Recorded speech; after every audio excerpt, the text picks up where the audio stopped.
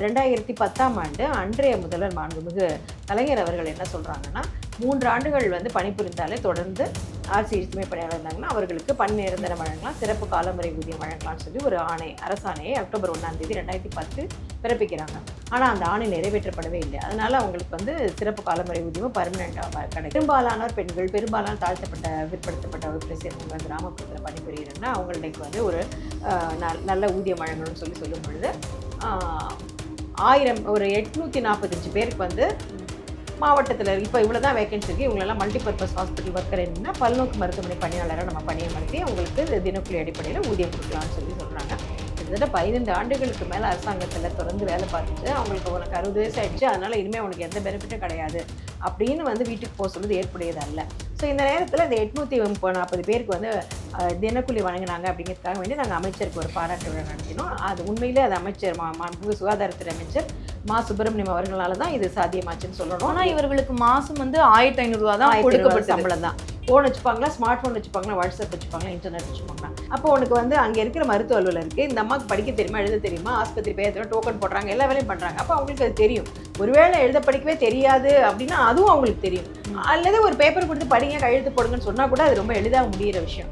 அப்படி இல்லாமல் அவங்களெல்லாம் தேர்வாகாதன்னு சொல்லும்பொழுது அப்போ பார்க்க தொடர்ந்து 2005 பணிபுரிகிறாங்க. 500 ரூபாய், 1000 ரூபாய், 700 ரூபாய் சம்பளத்தில் இப்போ வேலை பார்த்துட்டு இப்போ உங்களுக்கு எதுவும் கிடையாது அப்படின்னு சொல்கிறது ஏற்படுகிறது. ஆனால் இந்த அவங்க 847 பேருக்கு கொடுத்தாங்க இல்லைங்களா தினக்கூலி அடிப்படையில். அது இல்லாமல் அதுக்கப்புறம் ஒரு 5 பேர் 10 பேர் அங்கே எங்கே போட்டிருக்காங்க. இப்போ மொத்தம் ஒரு 1000 பேருக்கு 2800 பேரில் ஒரு 1000 பேர் 15,000 போயிட்டாங்க. அப்போ அவங்கள்ட்ட நீ அதிகமாக வேலை வாங்க. இன்னொரு அந்த பிஹெச்சியில் ஒரு 50 கிலோமீட்டர் 60 கிலோமீட்டர் தாண்டி ஒரு பிஹெச்சியில் ஆரம்ப சுகாதார நிலையத்தில் அங்கே ஆளுக்கு இல்லை நீங்கன்னு போடுறாங்க. இப்போ இவங்க அந்த 15,000 சம்பளத்துக்கு போயிட்டு வரதுக்கு காலையில் 2 மணி நேரம், சாயங்காலம் 2 மணி நேரம் டெபுடேஷன் மாதிரி போடுறாங்க. பெண்களுக்கு என்று அரசாங்கம் பல நல்ல திட்டங்களை செய்திருக்கிறார்கள். இது மறுக்க முடியாது. அதை நம்ம வரவேற்கிறோம், பாராட்டுகிறோம். அதன் மூலமாக பெண்களுக்கு சமூக பொருளாதார பாதுகாப்பு கிடைச்சிருக்கு. தினம் வேலைக்கு போயிட்டு வர பெண்கள் இந்த விடியல் பயணத்தில் இலவசமான பயணம் என்பதெல்லாம் அவர்களுக்கு ஒரு நல்ல விழிப்புணர்வு எம்பவர்மெண்ட் உதவியாக இருக்குது என்பது மறுக்க முடியாது. 18,000 ஊழியத்தில் பலர் கிராமத்தில் வேலை செஞ்சுருக்காங்க. அங்கெல்லாம் விடியல் பயணமும் கிடையாது. அவங்க டிரான்ஸ்போர்ட் செலவும் பண்ணிக்கணும், வாடகை கொடுத்துக்கணும், நல்லா 3 வேளை சாப்பிடணும், செவிலியராக இருக்காங்க, ஆரோக்கியமாக உணவு சாப்பிடணும், சரிவித உணவு சாப்பிடணும், சத்தா உணவு சாப்பிடணும்.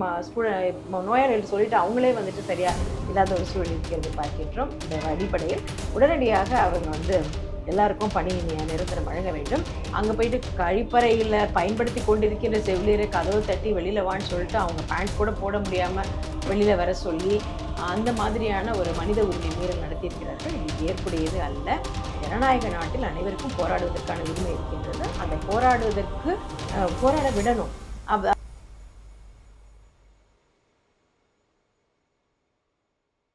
அன்னை பர்னிச்சர்ஸ், அன்னை திருமண சீர்வரிசை பொருட்கள், டிவி, ஃபிரிட்ஜ், வாஷிங் மெஷின் உள்ளிட்ட 200க்கும் மேற்பட்ட பொருட்கள் அடங்கிய திருமண சீர்வரிசை ரூபாய் 99,000 மட்டுமே. தமிழகம் முழுவதும் இலவச டோர் டெலிவரி. தொடர்புக்கு 7550144440 9345044044. நிம்மதி ப்ராப்பர்ட்டி மேனேஜ்மெண்ட். கான்டாக்ட் 7667008999. நலம் தரும் நல்லார் சித்த மருத்துவமனை. இதய நோய், சர்க்கரை நோய், பக்கவாதம், சிறுநீரக பிரச்சனை, தண்டுவடம் மற்றும் மூட்டு பிரச்சனைகளுக்கு மிகச்சிறந்த மருத்துவமனை. கிருஷ்ணகிரி, சென்னை மற்றும் மதுரை. தொடர்புக்கு 8807666117 மற்றும் 8807666118.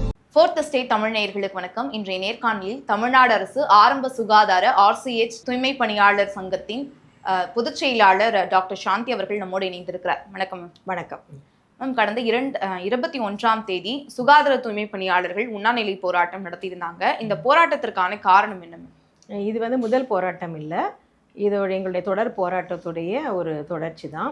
2005ஆம் ஆண்டு அரசு ஆரம்ப சுகாதார நிலையங்களில் பணிபுரிகிற தூய்மை பணியாளர்களை பற்றி தான் நம்ம பேசுகிறோம். RCH அப்படிங்கிறது ரீப்ரொடக்டிவ் சைல்டு ஹெல்த்துங்கிறது. அப்போ ஆரம்ப சுகாதார நிலையத்தில் வருகின்ற டெலிவரி பார்க்குறவங்களுக்கெல்லாம் அந்த தூய்மை பணியை செய்யணுங்கிறதுக்காக வேண்டி அந்த பிளட்டெல்லாம் க்ளீன் பண்ணணும், அந்த மாதிரியான விஷயங்களுக்காக முதல்ல பணியமர்த்தப்படுகிறார்கள்.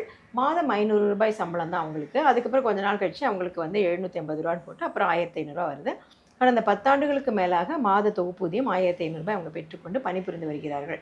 இந்த நேரத்தில் கிட்டத்தட்ட 3100 பேர் வந்து பணியமர்த்தப்படுகிறார்கள் தமிழ்நாடு முழுவதிலும் உள்ள ஆரம்ப சுகாதார நிலையங்களில்.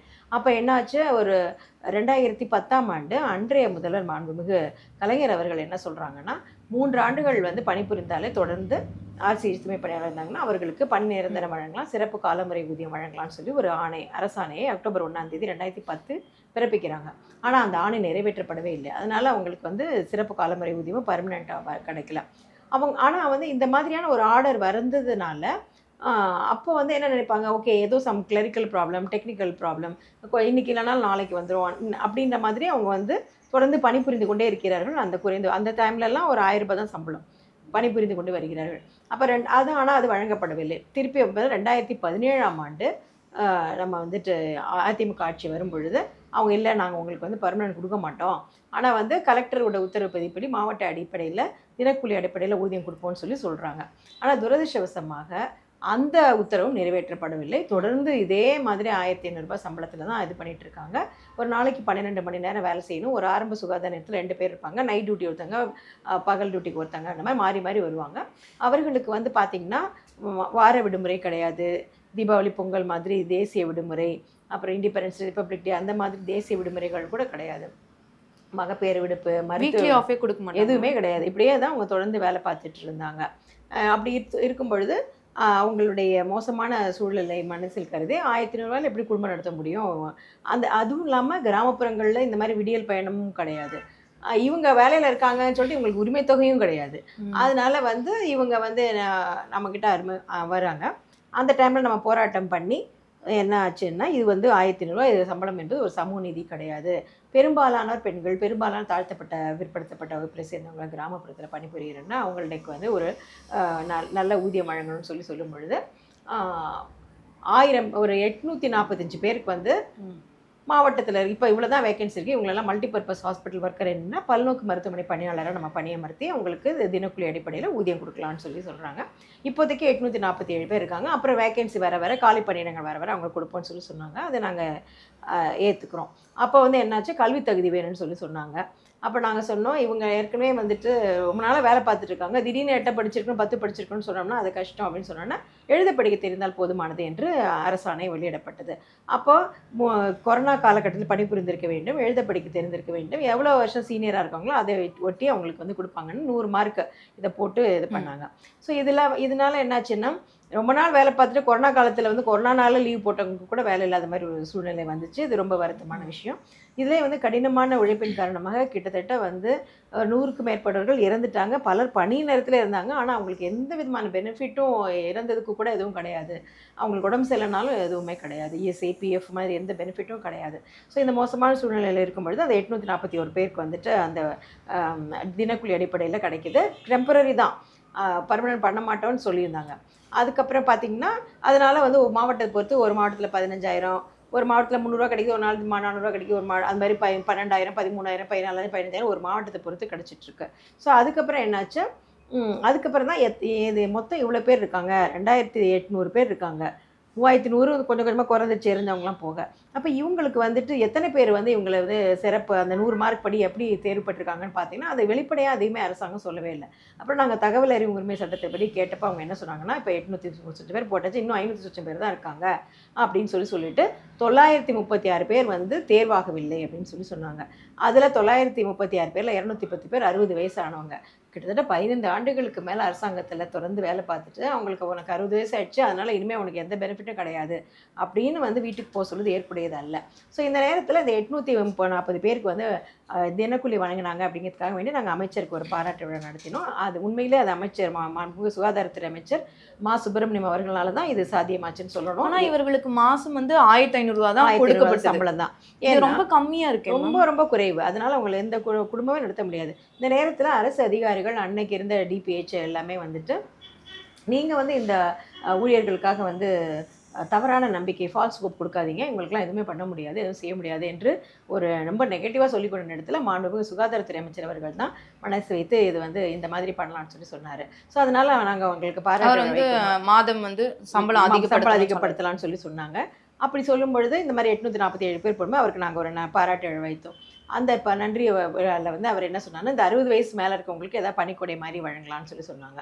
ஆனால் அதையுமே வந்து அதிகாரிகள் வந்துட்டு ஏற்கலை.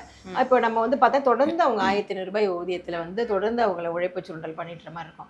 ஸோ இதெல்லாம் வந்து இந்த தேர்வாகாதவர்கள் அப்படின்னு பார்த்தீங்கன்னா 936 பேரில் வந்துட்டு 210 பேர் 60 வயசு ஆனவங்க, 747 பேர் வந்து ஏதோ காரணங்களால் தேர்வு செய்ய. இப்போ நாங்கள் என்ன சொல்கிறோம், இப்போ யார் வந்து காத்திருப்போர் பட்டியலில் தேர்வாகி இருக்கவங்க 500 பேர் யாருன்னு வெளிப்படையாக சொல்லுங்கள். அப்போ தான் அவங்களுக்கு தெரியும், நான் நாளைக்கு எனக்கு இன்னைக்கு இல்லைனா நாளைக்கு கிடச்சிடும். அப்போ அந்த நம்பிக்கையும் அதுவும் அவங்களுக்கு வெளிப்படையாக வரமாட்டேங்குது. இப்போ எல்லாம் நாங்கள் ஆர்டிஐ போட்டு வாங்கியிருக்கோம், பட் எல்லாமே ஆர்டிஐயில் வாழ முடியாது. இன்னொன்று வந்து என்னென்னா, அவங்கக்கிட்ட செல்ஃபோன் இல்லை, வாட்ஸ்அப் இல்லை, எங்ககிட்ட ஒரு லிஸ்ட் இருக்குது, பட் எப்படி நாங்கள் அதை கம்யூனிகேட் பண்ணுறது அவங்கக்கிட்ட? ஓரளவு நாங்கள் இப்போ நம்ம ஒரு சங்கம் வச்சுருக்கோம், எல்லோரும் வராங்க இருந்தால் கூட இன்றைக்கி இருக்கிற ஃபோன் நாளைக்கு அவங்கள்ட்ட இருக்குது. இன்றைக்கி ஒரு நம்பர்லேருந்து பேசுவாங்க, நான் இன்றைக்கி வந்து தெரிஞ்சவங்கள்ட்டேருந்து பேசுகிறேன், பக்கத்து வீட்டிலேருந்து பேசுகிறேன், ஸ்டாஃப் நர்ஸ்லேருந்து பேசுகிறேன், ஃபார்மசிஸ்ட்லேருந்து பேசுவாங்க. நம்பர் சேவ் பண்ணி ஏன்னா அவங்ககிட்ட 1500 சாப்பிடுவாங்களா, ஃபோன் வச்சுப்பாங்களா, ஸ்மார்ட் ஃபோன் வச்சுப்பாங்களா, வாட்ஸ்அப் வச்சுப்பாங்களா, இன்டர்நெட் வச்சுப்பாங்களா? ஸோ இது எல்லாமே வந்து ரொம்ப கஷ்டமாக இருக்குது. அதனால தான் அரசாங்கத்தை நீங்கள் அந்த தேர்வாகி காத்திருப்பதாக உள்ள 500 பேருடைய பேரையும் நீங்கள் அறிவிங்க. அதே நேரத்தில் தேர்வாகாதவர்களுக்கு மறுவாய்ப்பு வழங்குங்க. திடீர்னு ஆக்சுவலாக இவங்க வந்து எழுத படிக்க தெரிஞ்சால் போதுமானதுன்னு தான் அரசு சொல்லியிருந்துச்சு. உத்தரவுலேயும் அப்படி தான் இருக்குது. ஆனால் பல இடங்களில் மருத்துவ அதிகாரிகள் வந்துட்டு கல்வி சான்றிதழ் கொண்டு வாங்கன்னு சொல்கிறாங்க. இப்போ பார்த்தீங்கன்னா இவங்கெல்லாம் வந்துட்டு ரொம்ப தாழ்த்தப்பட்ட பிற்படுத்தப்பட்ட வந்து சேர்மாங்க. கல்யாணம் ஒரு இடத்துல படிச்சிருப்பாங்க, கல்யாணம் ஆகி ஒரு இடத்துல இருப்பாங்க. அவங்க வந்து 4ஆம் கிளாஸ் 5ஆம் கிளாஸ் படிச்சிருக்கும் போது அந்த சர்டிஃபிகேட் ஸ்கூல்லேருந்து வாங்கவும் இல்லை, இதை எடுத்துகிட்டு வரவும் இல்லை, அது அம்மா வீட்டில் இல்லை, குடிசை பகுதியில் வாழ்கிறாங்க, மழை பெய்யுது, வெள்ளம் வருது, வீடு மாறுறாங்க, பல இடங்களில் வீடு மாறுறாங்க, வீடு உடஞ்சி விழுது. அப்போ அவங்கள்ட்ட அந்த சர்டிஃபிகேட் பல இடங்களில் இல்லை. ஆனால் வந்து அரசாங்கம் கேட்காத ஒரு விஷயத்தை அங்கே இருக்கிற மருத்துவ அலுவலர்கள் வந்து கேட்குறாங்க. கேட்டதன் காரணமாக என்னாச்சு, அவங்க வந்து உண்மை இல்லைங்க அப்படின்னு சொல்லியிருக்காங்க. ஆனால் என்ன இருக்குது, கல்வி தகுதி தானே, எழுத படிக்க தானே கேட்டிருக்கு. அப்போ உனக்கு வந்து அங்கே இருக்கிற மருத்துவ அலுவலருக்கு இந்த அம்மாவுக்கு படிக்க தெரியுமா, எழுத தெரியுமா, ஆஸ்பத்திரி பேர் டோக்கன் போடுறாங்க, எல்லா வேலையும் பண்ணுறாங்க. அப்போ அவங்களுக்கு அது தெரியும். ஒருவேளை எழுத படிக்கவே தெரியாது அப்படின்னா அதுவும் அவங்களுக்கு தெரியும். அல்லது ஒரு பேப்பர் கொடுத்து படிங்க, கையெழுத்து போடுங்கன்னு சொன்னால் கூட அது ரொம்ப எளிதாக முடிகிற விஷயம். அப்படி இல்லாமல் அவங்களெல்லாம் வந்துட்டு இந்த தேர்வாகாதவர்னு சொல்லும் பொழுது அப்போ பார்க்க தொடர்ந்து 2005லேருந்து பணிபுரிகிறாங்க. 500 ரூபாய் 1000 ரூபாய் 700 ரூபாய் சம்பளத்தில் இப்போ வேலை பார்த்துட்டு இப்போ உங்களுக்கு வந்து எதுவும் கிடையாது அப்படின்னு சொல்கிறது ஏற்புடையதல்ல. ஆனால் பலர் 5வது 6வது 10வது படிச்சிருக்காங்க. அப்புறம் அது வந்து சரியான வந்து அவங்களுக்கு விழிப்புணர்வு கொடுத்து நீங்கள் கல்வி சான்றிதழ் கொண்டு வாங்கன்னு சொல்லலை. இவங்களாம் வந்து இருக்க இல்லையா, ஓகே இல்லை அப்படின்னு பேர் இல்லாமல் அனுப்பி வச்சுட்டாங்க. இப்போ பலர் வந்து பார்த்திங்கன்னா அந்த கல்வி சான்றிதழ் போய் வாங்கிட்டு வந்துட்டாங்க. அதனால் நாங்கள் வந்து இன்றைக்கி இருக்கிற டிபிஹெச் அதிகாரி அவர்களை சந்தித்து மீண்டும் வந்து இவங்களுக்கு மறுவாய்ப்பு வழங்குங்க. நீங்கள் தேர்வாகாதவர்கள் என்ன யாரை சொல்லியிருக்கீங்களோ அவங்கள மீண்டும் ஒரு மறுவாய்ப்பு கொடுத்து அவங்களுக்கு கல்வி சான்றிதழ் இருக்கா, எழுத படிக்க தெரியுதான்னு பாருங்கள். கல்வி சான்றிதழ் தேவையில்லாத இடத்துல சரியாக வந்து லிஸ்ட்டில் இல்லாதவங்களுக்கெல்லாம் எழுத படிக்க தெரிஞ்சுன்னா அவங்கள சேர்ந்துக்கோங்க. மற்றவர்களும் பார்த்திங்கன்னா தொடர்ந்து அந்த வேலை தான் செஞ்சுட்டு வராங்க. அவங்களால அந்த வேலையை செய்ய முடியும்னா அப்போ அவங்களுக்கும் அந்த எல்லாருக்கும் அந்த அவங்களுடைய நீண்டகால பணியை கருத்தில் கொண்டு அனைவருக்கும் இந்த பல்நோக்கு மருத்துவமனை பணியாளர் பணியை கொடுங்க அப்படிங்கிறது தான் எங்களுடைய வேண்டுகோள். இப்போ 210 பேர் வயதான 60 வயசு ஆனவங்களுக்கு நீங்கள் பணிக்கொடை வழங்குங்க, பணி ஓய்வு வழங்குங்க. 2017லேருந்து இவங்களுக்கு வந்து தினக்கூலி அடிப்படையில் கணக்கு பண்ணி அவங்களுக்கு நிலுவைத் தொகை ஏதோ ஒரு தொகை கொடுத்து அவங்களுக்கு வீட்டுக்கு அனுப்புங்க அப்படிங்கிறத எங்களுடைய கோரிக்கையாக இருக்கிறது.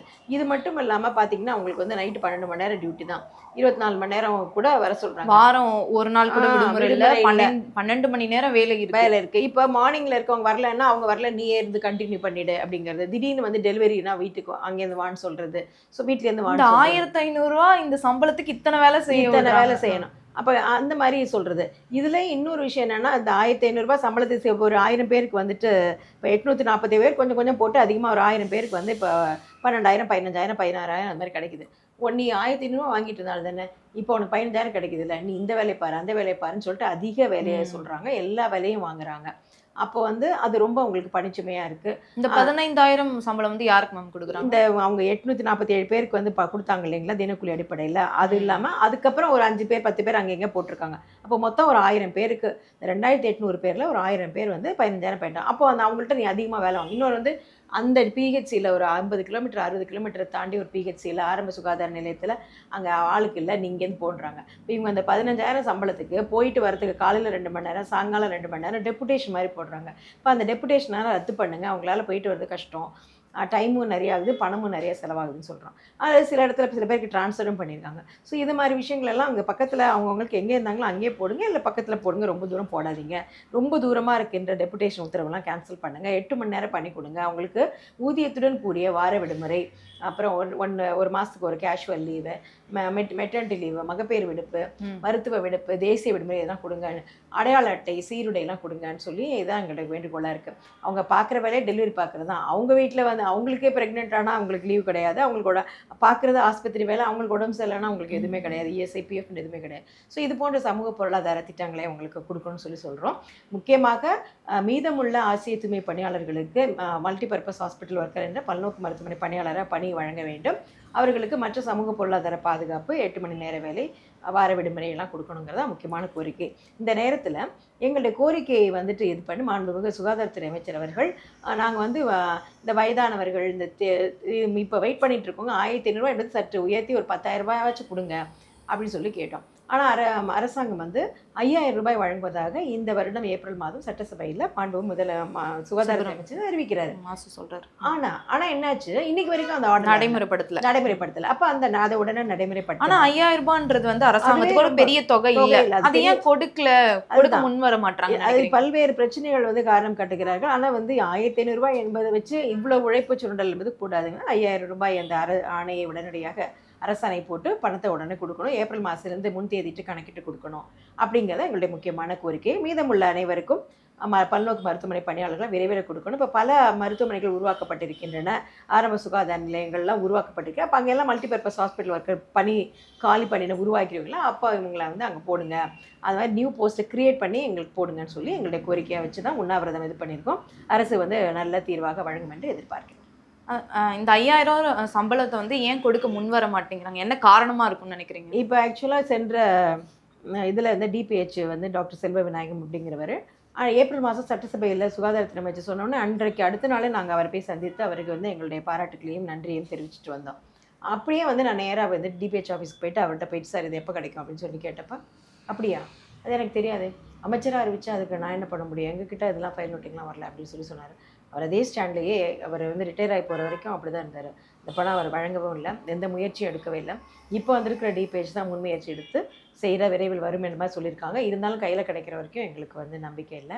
ஆனால் வந்து இப்போதைக்கு வந்து இவர் செய்து கொடுக்குறேன் என்று கூறியிருக்கிறார், விரைவில் கிடைக்கும் என்று நம்புகிறோம். இன்னொரு பக்கம் செவிலியர்களும் தொகுப்பூதியத்தில் வேலை செய்யக்கூடிய செவிலியர்களும் போராட்டம் செய்துட்டு இருக்காங்க. அவங்களுக்கு 2021ஆம் ஆண்டே திமுக வந்து நாங்கள் ஆட்சிக்கு வந்தோம் அப்படின்னா உங்களுக்கு நிரந்தர பணி வந்து அமர்த்துவோம் அப்படின்னு சொல்லியிருந்தாங்க.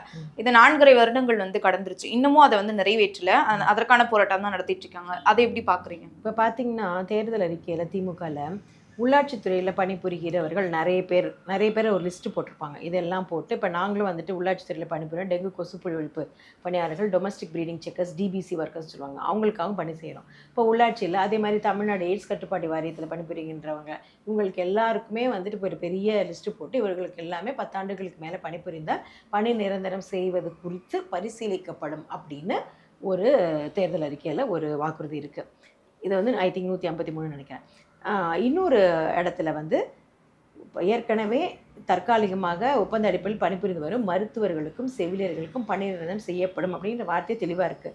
அந்த உள்ளாட்சியில் வேலை செய்கிறவங்களுக்காச்சும் குறித்து பரிசீலிக்கப்படும்ன்ற வார்த்தை இருக்குது. ஆனால் இங்கே வந்து பணி நிரந்தரம் செய்யப்படும் தெளிவாக இருக்குது. அப்போ வந்து ஒரு ஹோம்ஒர்க் பண்ணாமல் அது வந்து இந்த வாக்குறுதியை அவங்க கொடுத்துருப்பாங்கன்னு நான் நினைக்கிறேன். ஏனென்றால் உரிமை தொகையாக இருக்கட்டும், விடியல் பயணமாக இருக்கட்டும், அப்புறம் மகப்பேறு விடுப்பை வந்து 9 மாதத்திலிருந்து 12 மாதமாக உயர்த்தியதாக இருக்கட்டும், அரசு வேலை வாய்ப்புகளில் பெண்களுக்கான இடஒதுக்கீட்டை 30% 40% உயர்த்தியதாக இருக்கட்டும், பெண்களுக்கு என்று அரசாங்கம் பல நல்ல திட்டங்களை செய்திருக்கிறார்கள் என்பது மறுக்க முடியாது. அதை நம்ம வரவேற்கிறோம், பாராட்டுகிறோம். அதன் மூலமாக பெண்களுக்கு சமூக பொருளாதார பாதுகாப்பு கிடைச்சிருக்கு.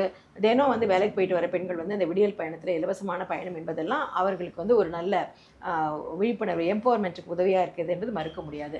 ஸோ அந்த நேரத்தில் அது வந்து ஒரு அன்ஆர்கனைஸ் செக்டரில் வீட்டில் இருக்கும் பெண்களுக்கே வந்து அவர்களுடைய தேவையை மனதில் கருதி அந்த தொகை கூட உரிமை தொகை அப்படின்ற கொடுத்தது வந்து இட் இஸ் தேர் ரைட், இது வந்து ஒரு இலவசமோ அவங்களுக்கு வந்து ஒரு இனாமாக கொடுக்கறதுன்ற மாதிரி கொச்சைப்படுத்தாமல் அது அவர்களுடைய உரிமை என்ற வகையில் அழகான பெயரை சொல்லை பயன்படுத்தி கொடுத்தது என்பதெல்லாம் பாராட்டத்தக்கது. இந்த நேரத்தில் அரசில் பணிபுரிகிறவங்க அவங்க வீட்டெல்லாம் விட்டுட்டு வந்து தொடர்ந்து படித்தவங்க, குவாலிஃபைடு, ஸ்கில்டு ஒர்க் பண்ணுறவங்களுக்கு நிச்சயமாக அவர்களுடைய ஊதியத்தை வழங்க வேண்டும். சம வேலைக்கு சம ஊதியம் அப்படின்னு ஒன்று இருக்குது. சாதாரணமாக வந்து ஒரு அப்பாயின்மெண்ட் ஆர்டர் ஒரு பெர்மனன்ட் ஜாபுக்கு கொடுக்குறாங்கன்னா ஃபுல் சேலரி தான் கொடுப்பாங்க. ஆனால் இந்த இடத்துல மட்டும் செவிலியர்களுக்கு மட்டும் நீ கொஞ்சம் வருஷம் அது எத்தனை வருஷம் சொல்ல முடியாது, 2 வருஷமோ 3 வருஷமோ 4 வருஷமோ 5 வருஷம் சொல்ல முடியாது. அந்த காலகட்டம் வரைக்கும் 7,700 சம்பளம், அப்புறம் கொஞ்ச நாள் 14,000 சம்பளம், இப்போ 18,000 சம்பளம், இதிலே நீங்கள் இருங்க, எப்போ வந்துட்டு எங்களுக்கு வந்துட்டு காலி பண்ணி வருமோ அப்போ கொடுப்போம்னு சொல்கிறாங்க. ஸோ அது வந்து ஏற்புடையதல்ல. தேர்தல் அறிக்கையில் ரொம்ப தெளிவாக கொடுத்துருக்காங்க, அது அவங்களே திட்டமிட்டு போட்டு தான். இல்லை படிப்படியாக கொடுப்போம்னாச்சும் சொல்லியிருந்திருக்கலாம், அதுவும் இல்லை, மொத்தமாக கொடுக்குறதா தான் சொல்லியிருக்காங்க. ஸோ இந்த நேரத்தில் 18,000 ஊதியத்தில் பலர் வந்து கிராமத்தில் வேலை செஞ்சுட்ருக்காங்க. அங்கெல்லாம் விடியல் பயணமும் கிடையாது. அவங்க டிரான்ஸ்போர்ட் செலவும் பண்ணிக்கணும், வாடகை கொடுத்துக்கணும், நல்லா 3 வேளை சாப்பிடணும், செவிலியராக இருக்காங்க, ஆரோக்கியமாக உணவு சாப்பிடணும், சரிவித உணவு சாப்பிடணும், சத்தா உணவு சாப்பிடணும், நோயாளிகள் சொல்லிட்டு அவங்களே வந்துட்டு சரியாக இல்லாத ஒரு சூழல் இருக்கிறது பார்க்கின்றோம். இந்த அடிப்படையில் உடனடியாக அவங்க வந்து எல்லாருக்கும் பணி நிரந்தரம் வழங்க வேண்டும். ஒருவேளை வந்து நிதிச்சுமை ஏதாவது பிரச்சனை, நீங்கள் 8,000 பேருக்கு ஒரே நேரத்தில் பண்ண முடியாதுன்னு நினச்சிங்கன்னா கூட ஒரு பாதி பேருக்காச்சும் கொடுத்துட்டு மீதமுள்ளவர்களுக்கு ஊதியத்தையாச்சும் உயர்த்தணும். இதை தான் அவங்க கோரிக்கையாக வைக்கிறாங்க. அது நியாயமான கோரிக்கை கூட. உடனடியாக அவர்களுடைய கோரிக்கையை வந்து அரசாங்கம் பரிசீலித்து செய்ய வேண்டும். இந்த நேரத்தில் அவர்களுடைய கோரிக்கை நியாயமானது. நியாயமான கோரிக்கையை வலியுறுத்தி அவங்க போராட்டம் செய்யும்போது போராடுகின்ற செவிலியர்களை வந்து சரியாக வந்து நடத்தலை. எல்லாருமே பெண்கள் தான். பெண்களுடைய பாதுகாப்பையும் அரசாங்கம் கவனிக்க வேண்டும். போராடுகளுடைய போராட்டம் செய்வதற்கான உரிமையையும், ஜனநாயக உரிமையையும் மதிக்க வேண்டும். அப்படிலாம் இல்லாமல் திடீர்னு வந்து அவங்கள வந்து பஸ்ஸில் ஏறு அப்படின்னு சொல்லிட்டு எல்லாரையும் போயிட்டு திருச்சி, மதுரை, சேலம், வேலூர் போன்ற பல இடங்களில் பஸ் ஸ்டாண்டில் இறக்கி விட்டு நீங்களாம் வீட்டுக்கு போங்க அப்படின்னு சொல்லியிருக்காங்க. இது ஏற்புடையதல்ல. அதே மாதிரி கூடுவாஞ்சேரியில் வந்து அவங்க எழுந்து போராட்டம் பண்ணுற இடத்துல அந்த மருத்துவமனையில், அது ஒரு ஆரம்ப சுகாதார நிலையம், அங்கே இருக்கிற கழிவறை வசதி போதவில்லை என்பதற்காக அவங்க அரசு அந்த பஸ் ஸ்டாண்டில் இருக்கிற பொது கழிப்பறைக்கு போயிருக்காங்க. அங்கே போயிட்டு கழிப்பறையில் பயன்படுத்தி கொண்டிருக்கின்ற செவிலியரை கதவு தட்டி வெளியில் வான்னு சொல்லிட்டு அவங்க பேண்ட் கூட போட முடியாமல் வெளியில் வர சொல்லி அந்த மாதிரியான ஒரு மனித உரிமை மீறல் நடத்தியிருக்கிறார்கள். இது ஏற்புடையது அல்ல. ஜனநாயக நாட்டில் அனைவருக்கும் போராடுவதற்கான உரிமை இருக்கின்றது. அந்த போராட விடணும். அது அந்த குரல் வலையை வந்து நசுக்கக்கூடாது. அதே நேரத்தில் ஒரு பெண்களை ஒரு மாண்போட அவங்களுக்கு வந்து ஒரு குறைந்தபட்ச டீசன்சியோட நடத்தணும். அப்படி இல்லாமல் நீங்கள் வந்து கழிவறையை பயன்படுத்திட்டு இருக்கிறவங்கள்ட்ட போயிட்டு நீங்கள் கதவை தட்டி வெளிலவான்னு சொல்கிறது, அவங்க நான் பேட் வச்சுட்டு வரேன், நான் ஜஸ்ட் அது கூட நீங்கள் வந்து அந்த மாதிரி ஒரு பொதுவான இடங்களில் செய்வது என்பது ஏற்புடையதல்ல. இது மாதிரி மாண்புமிகு முதல்வர்கள் நீங்கள் அப்படி செய்யுங்க இப்படி செய்யுங்கலாம் சொல்லலை. அவர் அப்படிப்பட்டவர் கிடையாது. தேவையில்லாமல் அரசாங்கத்துக்கு அவப்பெயரை ஏற்படுத்துகின்ற ஒரு முயற்சியாக தான் இதை பார்க்கின்றோம். அதே நேரத்தில் இது போன்ற பிரச்சனைகளை சரியான வகையில் அணுக வேண்டும். பணி நிரந்தரம் செய்பவர்களுக்கு பணி நிரந்தரம் வழங்க வேண்டும். அவங்க ஒரு பாதி பேருக்காச்சும் கொடுத்துட்டு மிச்சம் அவங்களுக்கு வந்து ஊதிய உயர்வு 18,000 முடியாது. அவங்களுக்கு வேலைக்கு சம ஊதியம் கேட்குறாங்க, ஊதிய உயர்வாச்சும் கொடுக்கணும். எதுவுமே கொடுக்காம வந்துட்டு நீங்கள் போங்க அப்படின்னு சொல்கிறது, விரட்டி அடிப்பது, நைட்டில் கொண்டு போயிட்டு ரொம்ப தூரம் ட்ராவல் பண்ணி எந்த ஊர்னே தெரியாமல் நாங்கள் ஃபோன் பண்ணி கேட்குறோம், மேடம் நாங்கள் போயிட்டே இருக்கோம், எங்களை கூட்டிகிட்டு போயிட்டே இருக்காங்க, எங்கே போகிறாங்கன்னு தெரியல, நாங்கள் உளுந்தூர்பேட்டை கிராஸ் பண்ணிட்டோம், அந்த ஊரை கிராஸ் பண்ணுறோன்றாங்க. அதெல்லாம் பாதுகாப்பு கிடையாது. அப்போ பாதுகாப்பான ஒரு நடைமுறையில் அவங்க நடத்தணும். அதுதான் வந்து அரசாங்கத்துக்கு வந்து ஒரு நல்ல பெயரை ஏற்படுத்தி கொடுக்கும். இந்த அமைச்சர் மாசு அவர்களிடம் பேச்சுவார்த்தை நடத்தும் போது அவர் என்ன சொல்றாரு அப்படின்னா, வாக்குறுதி கொடுத்தா நிறைவேற்றணுமா, இப்ப தேர்தல் வருது அப்படின்றதுனால நீங்க போராட்டம் செய்து வந்து அரசுக்கு வந்து நெருக்கடி கொடுக்க பாக்குறீங்க, காலி பணியிடங்கள்லாம் வந்து அதிக அளவுல இல்லை, நீங்க சொல்ற அந்த கணக்குலாம் வந்து பார்த்தாச்சு, அதெல்லாம் எதுவும் இல்லை அப்படின்னு அவர் சொல்றாரு. இது எப்படி பாக்குறீங்க? காலி பணியிடங்கள் அப்படின்னு சொல்லி வரும்பொழுது அமைச்சருடைய ஓன் ஸ்டேட்மெண்ட்லேன்னு சொன்னோம்னா, கடந்த 4 ஆண்டுகளாகவே அரசு மருத்துவமனைக்கு வருகின்ற நோயாளிகள் எண்ணிக்கை 2 மடங்காயிருக்கு, 3 மடங்காயிருக்கு. மேஜர் சர்ஜரிஸ் என்கின்ற பெரிய அறுவை சிகிச்சைகள் 60% அதிகரித்திருக்கிறது. கேத் லேப் சர்ஜரிஸ்லாம் 110% அதிகரிக்கிறது. ஓபி புறநோயாளிகள் வந்து எண்ணிக்கை பல மடங்கு அதிகரிக்கிறது, உள்நோயாளி அதிகரிக்கிறது. அது அவரும் சொன்னார். அப்புறம் மோரோவர் இது வெறும் 4 வருஷத்துக்கான மேட்டர் கிடையாது. இப்போதைக்கு இருக்கிற அரசு மருத்துவமனைகளில் இருக்கின்ற செவிலியர்கள், மருத்துவர்கள், மற்ற துறை பணியாளர்களுடைய அந்த பணியிடங்கள் அப்படிங்கிறது எப்போ உருவாக்கப்பட்டது அப்படின்னு பார்த்தீங்கன்னா, பல ஆண்டுகளுக்கு முன்பாக உருவாக்கப்பட்டது. அன்னைக்கு ஒரு 10 வருஷம் 15 வருஷத்துக்கு முன்னாடி உருவாக்கப்பட்டது. அதை விட இன்றைக்கி மக்கள் தொகை அதிகரித்திருக்கிறது. மருத்துவமனைகள் அப்போ 12 மெடிக்கல் காலேஜ் தான், இப்போ 36 மெடிக்கல் காலேஜ் இருக்கிறது. இப்போ சமீபத்திலே 11 மெடிக்கல் காலேஜ் வந்துருச்சு. அதே மாதிரி கலைஞர் கருணாநிதி மல்டி ஸ்பெஷாலிட்டி ஹாஸ்பிட்டல் போல் வேலூரில் திறந்திருக்காங்க. பல இடங்களில் வந்து மல்டி ஸ்பெஷாலிட்டி ஹாஸ்பிட்டல்ஸ் திறந்திருக்காங்க. ஆரம்ப சுகாதார நிலையங்கள் 50க்கும் மேற்பட்ட திறந்திருக்காங்க. ஆக புதிய மருத்துவமனைகள் உருவாக்கப்பட்டிருக்கின்றன. இது எல்லாமே வரவேற்கத்தக்கது, பாராட்டத்தக்கது. ஆனால் அந்த மருத்துவமனையில் வேலை செய்கின்ற தொழிலாளர்கள் யார்? டாக்டரு, நர்சஸ்ஸு, டெக்னீஷியன்ஸு, மாத்திரை கொடுக்குறவங்க, இசிஜி எடுக்கிறவங்க. அப்போ அந்த பதவியும் உருவாக்கப்படணும். அது ஒரு பெர்மனன்ட் நேச்சர் உள்ள ஒரு ஜாபை வந்து பர்மனெண்ட்டாக தான் போடணும். இன்றைக்கி வந்து கிண்டி ஹாஸ்பிட்டல் உருவாச்சு, ஒரு 11 மாதம் தான் இருக்க போதா? அப்போ ஏன் 11 மாதத்துக்கு நீங்கள் கான்ட்ராக்ட் அடிப்படையில் ஒப்பந்த அடிப்படையில் நீங்கள் வேலைக்கு ஆள் எடுக்கிறீங்க? அது ஏற்புடையதல்ல.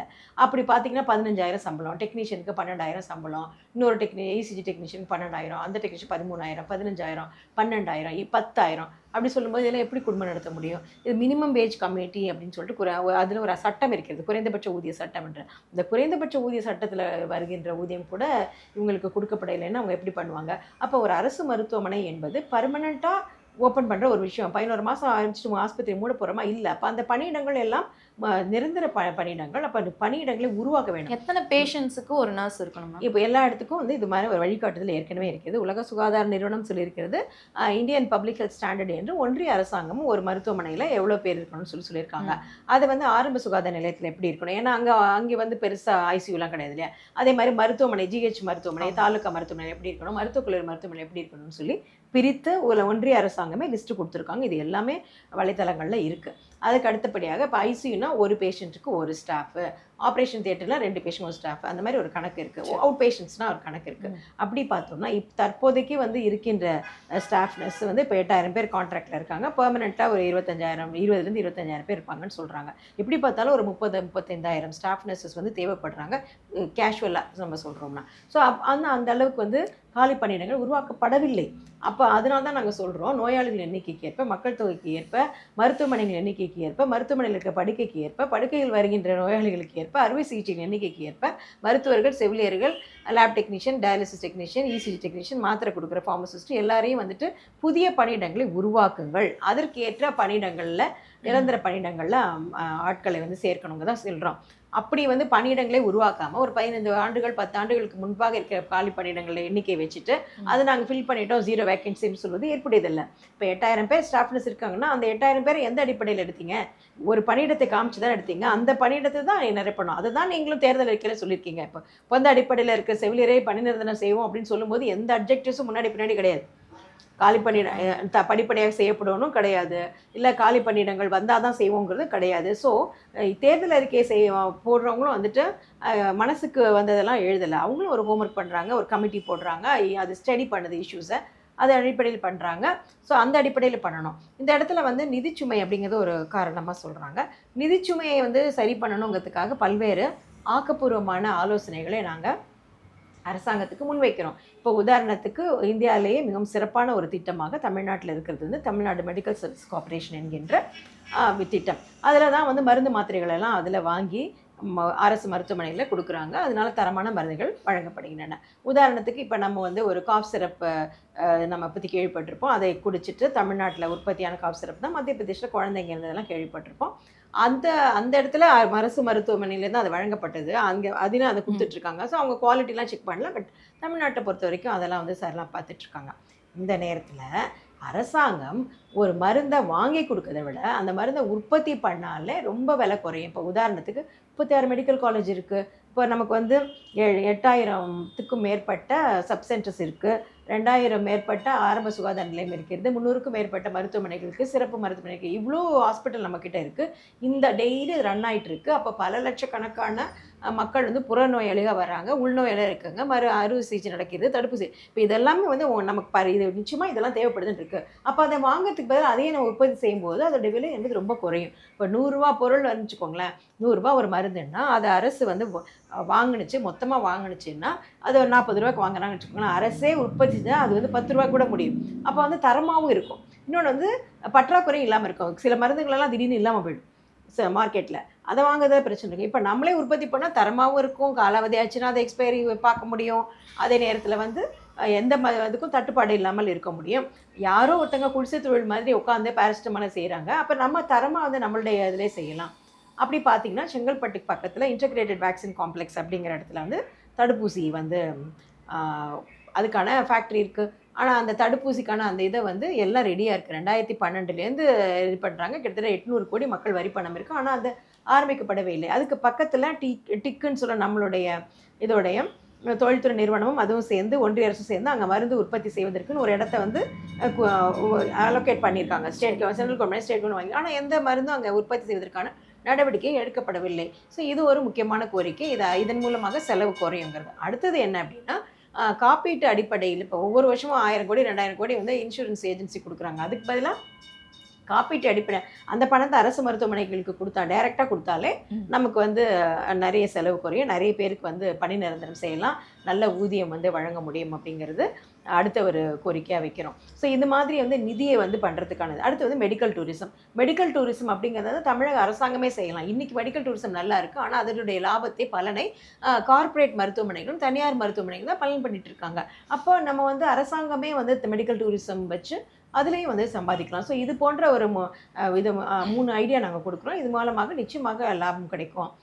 நிதியுமே முக்கியம்தான். ஒன்றிய அரசாங்கம் தமிழக அரசாங்கத்துக்கு நிதி கொடுக்காமல் வஞ்சிக்கிறது அப்படிங்கிறதே நம்ம உணர்ந்து இருக்கணும். அதே நேரத்தில் எங்கெங்கே வந்து நமக்கு வந்து பணத்தை மிச்சம் பிடிக்கலாம், எங்கெங்கே இடத்துல நம்ம வந்து மக்களுக்கு ஆதரவான நிலை எடுத்து பண்ணலாங்கிறத பார்க்க வேண்டும். அந்த அடிப்படையில் அனைவருக்கும் பணி நிரந்தரம் செய்ய வேண்டும் என்ற கோரிக்கையை வைக்கிறோம். அமைச்சர் மாசு அவர்கள் வாக்குறுதி கொடுத்தா வந்து நிறைவேற்றணுமா அப்படின்னு வந்து செவிலியர்கள் போராட்டத்தில் கேட்டிருக்காரு. இப்போ தூய்மை பணியாளர்கள் போராட்டத்துல நீங்க கேட்டிருக்கக்கூடிய இந்த கோரிக்கையை திமுக அரசு நிறைவேற்றும் அப்படின்னு நம்பிக்கை இருக்கா? இருக்கு. ஏன்னா வந்து ஏற்கனவே வந்து அரசு அதிகாரிகளே நீங்க வந்து பண்ணவே மாட்டேன்னு சொன்ன நேரத்துல நம்ம திமுக அரசாங்கம் மட்டும்தான் முன்னெடுத்து இது என்ன பண்ணலான்னு பாருங்க, இவங்க வந்துட்டு ரொம்ப குறைவான ஊதியத்தில் இருக்காங்க, இது ஏற்புடையதல்ல, எங்கே வந்து இவங்களை அகாமடேட் பண்ணலான்னு பாருங்க என்று சொல்லி அமைச்சர் தான் வந்து ஏற்பாடு பண்ணார். அதனால மீதம் உள்ளவர்களுக்கும் அவர் செய்து கொடுப்பார் நம்பிக்கை எங்களுக்கு இருக்கின்றது.